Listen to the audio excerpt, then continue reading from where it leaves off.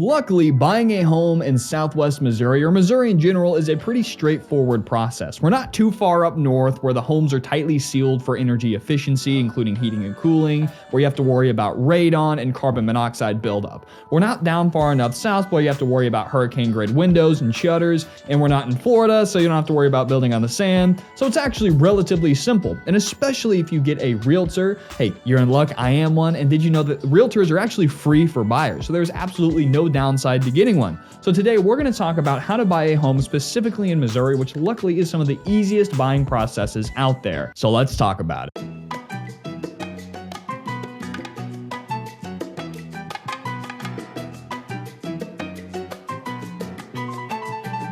Make me a deal. If you get any value or information out of today's video, hit that like and subscribe button. My name is Greyson Roberts, a realtor and owner of Boss Properties, the #1 relocation to Southwest Missouri company out there. If you're looking to buy, sell, or invest in the greater Springfield, Missouri area, call, text, or email 24 hours a day. Whatever is your speed, I'm here to help you with all of your real estate needs worldwide. And first, before we get into it, I want to briefly mention Boss Property sponsor Webull. If you'd like 6 free stocks with the link in the description below, go check them out. Now, let's talk about how to buy a home in Missouri. First things first, everything that I'm about to tell you is what a good realtor should know, and they'll make the process so much easier. I love seeing the kind of wave of relief, the weight off the shoulders of my clients when I realize, hey, they've finally noticed that I'm going to take all of the hard work for them, and all they really got to do is just answer a few questions, show up, give them some ink signatures, and that's it. I'm going to walk through the whole process. However, it's important to know the entire buying process so you actually know if your realtor is up to par and doing a good job. Because spoiler alert, not every real estate agent should be a real estate agent. So here is the outline of buying a home in Missouri. Like I said, we don't have to worry about carbon monoxide or radon buildup in tubes and building on mountains and anything like that. We've got some hills, we've got some lake properties, but the first thing you need to do is determine your budget. You always want to know how much home you can buy. Now, just because you go to the lender and they approve you for X amount does not mean that you should actually spend that amount.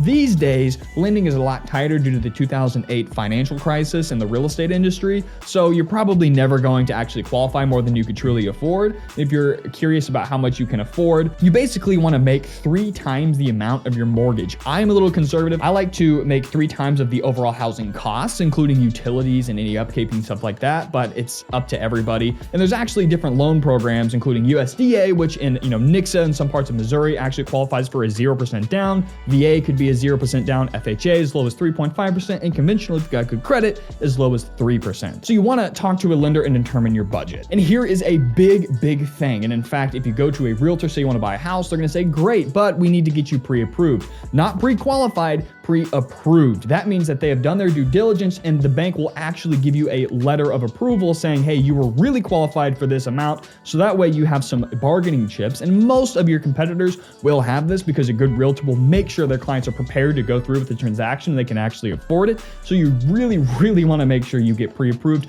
and you can do this before getting a realtor. If you don't, they're going to tell you to do that anyway because it makes the whole buying process and negotiating much easier. Number 3 is to find a real estate agent. Now here on Boss Properties, I actually made a full tutorial on how you can find the top producer in your neighborhood in your specific niche. Not all real estate agents are created equal. There could be a top producer making millions of dollars a year, but if they're only in the real estate market, they have no business dealing with agriculture or farmland or even selling plots of land or lake land or anything like that. So you got to make sure the agent is up to par. Now, if you come to me and you want to buy some farmland, I can't really help you with that, but I will team up with another agent. So there's not a deal in this country we cannot help you with, and actually even worldwide.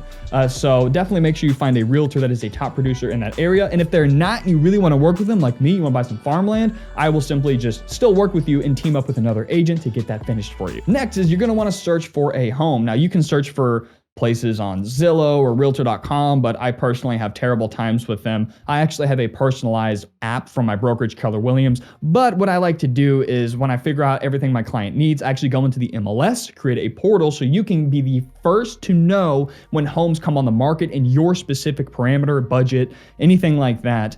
So that way, every time a new home comes up that you would be interested in, you get the first email notification. And that's a really good tip to be able to get in early and put in your offers on homes that you want to buy. So I browse the MLS every day. I'm very aware of all the homes on the market, but it's important that you guys get to shop on your own. Some realtors like to lock it down and, only I'm going to send you properties. No, I want you to be the absolute first. All of the notifications you get, I will get on the agent end. So we got to make sure we get that set up for you. Now you're going to want to make an offer. Essentially, this is a residential sales contract. It's like an 8-page document. It's fairly complicated. I'm going to walk you through it. It's basically fill in the blank, but this is actually pretty easy. Essentially, you say, how much do you want to put in an offer for? You have different contingencies. Maybe you say, hey, I will buy this house contingent on an inspection being good, contingent on me being able to actually find financing. And these are some of the most common contingencies, basically meaning if my lender pulls out, I get to pull out and protect my earnest money.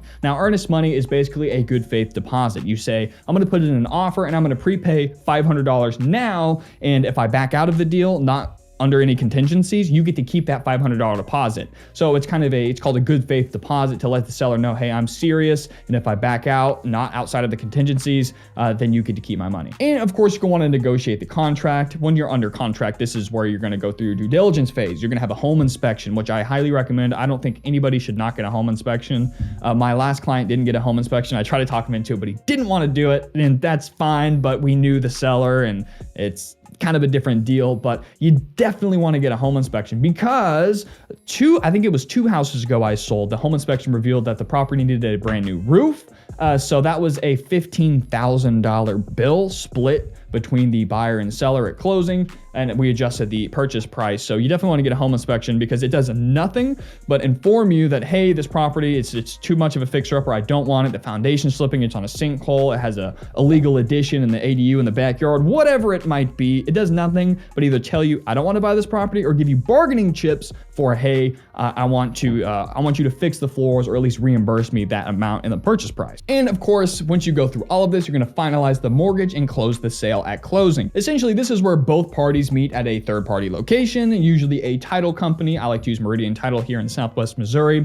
And this is where you go in with the buyer and seller. You finalize all of the wet ink signatures because this whole process, I'm a big fan of tech, so we use electronic signatures. It's much easier, much faster. But you are going to have to put your John Hancock in a handful of documents. And by handful, I mean a lot of documents. But it's a pretty straightforward process. Doesn't take that much time. And at closing is when you actually hand over the check. The seller gets the check. They get to go deposit it, and you get the keys to your home, and you legally own the home you can move in that day. Now, I hope this helped you guys. I know it was pretty general, but it's important to realize that buying a home in Missouri is not that complicated because of the factors that we've talked about previously. You don't have to worry about really tightly sealed homes. You don't have to worry about snow building up on your roof because roof capacity up north is a big issue. We don't really have that problem down here. We're not building on sand. We're not building on mountains. Nothing weird. We're not in California where you have a bunch of restrictions. So it's actually one of the easiest places to buy, sell, or invest in the country. And I'd love to help you out with that. Hold your end of the deal up. If you got any value or information, hit that like and subscribe button. Get the free money with Webull down below, and I will see you in the next Boss Properties video.